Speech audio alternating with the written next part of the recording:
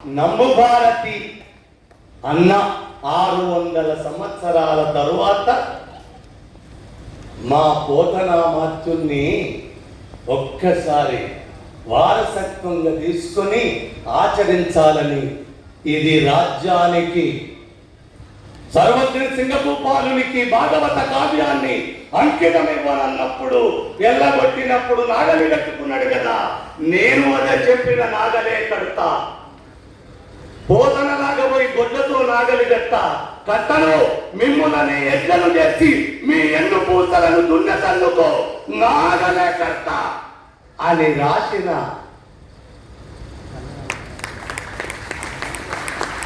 శరణాగతి గుంటూరుకు సాహిత్య వేదికకు ఆశీనులైన పెద్దలకు ఇంతసేపు మీ ఆశీస్సులు తెలిపినందుకు,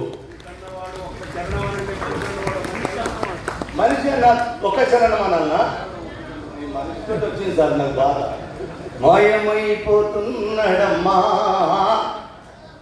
మనిషన్నవాడు, ఓ మచ్చుకైనా లేదు చూడు మానవత్వము ఉన్నవాడు, నూటికో కోటికో ఒక్కడే ఒక్కడు, యాడ ఉన్నడో కాని కంటికి కనరాడు, మాయమైపోతున్నాడమ్మా మనిషన్నవాడు. జనుమనిచిన ఇది లేదా పాటలు 10-12 ఏళ్ళుగా లేదు, ఈ మధ్యన కొత్తగా ఏదో లోపమునది అనిపించింది.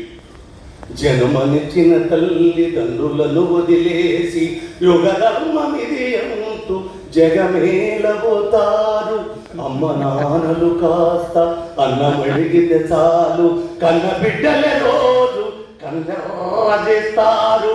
అరే ముసలితనమది ముసిరి ఉసురు తీస్తూ ఉంటే పిసలంత దయలేక కసిరి చీ కొడుతారు, మాయమైపోతున్నాడమ్మా మనిషన్నవాడు.